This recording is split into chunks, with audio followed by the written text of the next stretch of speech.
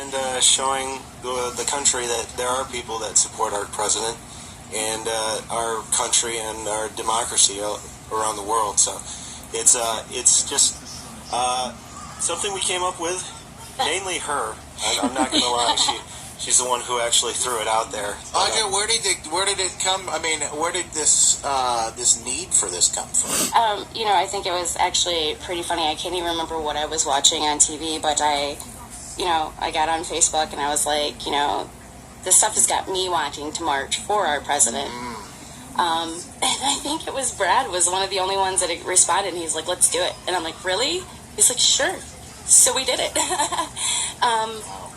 We decided that we were tired of feeling alone. We were tired of feeling like people didn't understand why we had voted for our president.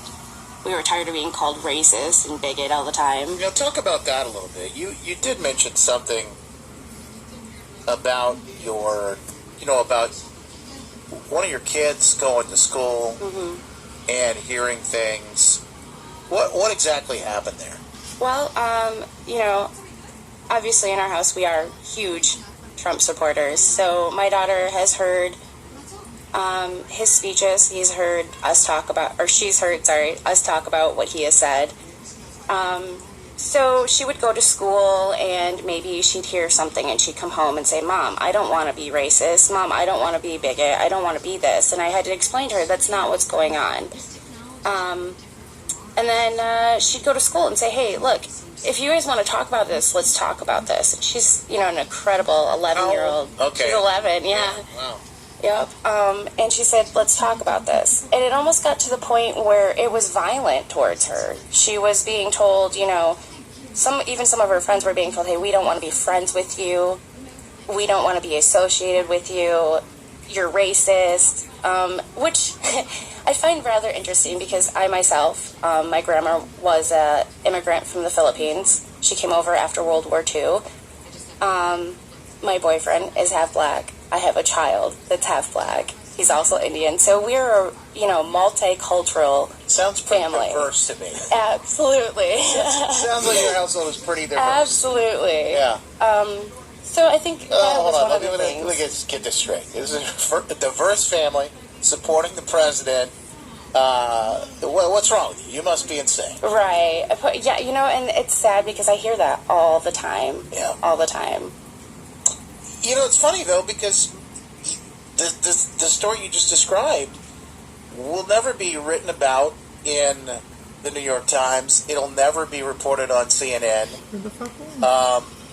And probably not even local news in a lot of ways, that your kid was going to school and, in a sense, being bullied for her conservative views, or just the fact. Let's not even say what the ideology is at 11. Who knows? But the fact that your child is saying, "Well, this person is the president, and I've been taught I'm supposed to respect and support the president." Absolutely.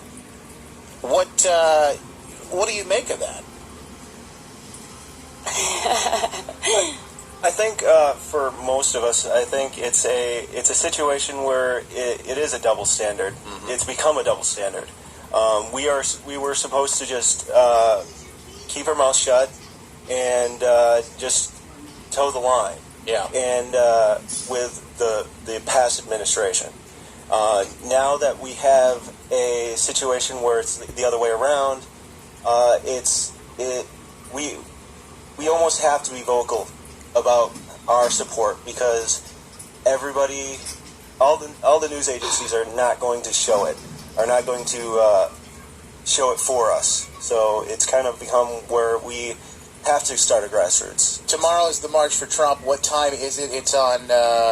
It's at Rosa Parks Circle. No. Calder Plaza. Calder Plaza. Yes. Okay. Starting at 2:00. Okay.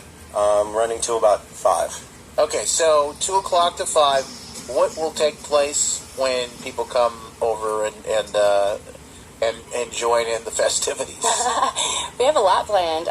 We have some great speakers coming. We also have some bands coming. We also have decided that we're going to start a food drive. So it's going to be the Michigan March for Trump food drive. We decided since we're going to have a ton of supporters out there, we're going to do something for the community as well. Let me ask you about that, because I noticed something on your Facebook group where you have this listed out there, and it looked like as you were trying to find a place to donate the food to, you wanted to do something good for the community as well. You were having a hard time finding a place who would accept your donations. Why is that, and what did you run into? To be fair, we did call, I think it ended up being like 15 or 16 different places. Mm-hmm. We did have one place hang up on us. Other than that, it was leaving messages. We still have not heard back from any of the other organizations that we did leave messages with. We did find one that was willing to take our donations. Wow. Which I find pretty disturbing, but I mean, to be fair, they didn't say no, but they also didn't call back, and one did hang up on us. They just didn't want their name associated with it, or what? I'm not sure.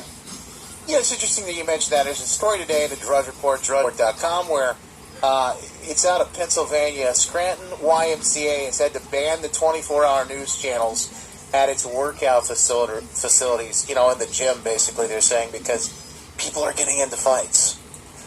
They're watching the news, and they're getting into fights. Now, I'm just curious as to what's going to happen. Are you guys going to, form a human chain across the interstate? Some of these other marches and protests, we've seen that happen.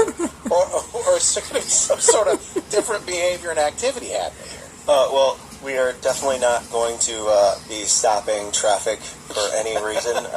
My mom always told me not to be playing in busy traffic for sure. But mainly it's going to be about sharing our freedom of speech, being in that area, being in the Calder Plaza, and sharing with the people that share our beliefs, and not forcing it down someone else's throat. We're going to put a link up to this if folks want to find more about the March for Trump. Again, it's tomorrow, 2 to 5, Calder Plaza, and there'll be bands, there'll be speakers. It'll be a good place to come together and support the president, it sounds like, from all accounts. Where can they find this? Is it on Facebook? Yes, So just type in Grand Rapids March for Trump. They'll be able to find more information. How many people are you expecting, last but not least? Last time we looked, probably about 340 people are confirmed. yes. And then there's probably about 600 that are interested. We'll keep an eye on it. Good luck to you. And at any event, thanks for being involved and just joining the conversation. Our pleasure. Our pleasure. Audra Lemons, Bradley Stockwell, the March for Trump. You can join the conversation online at woodradio.com and facebook.com/woodradio.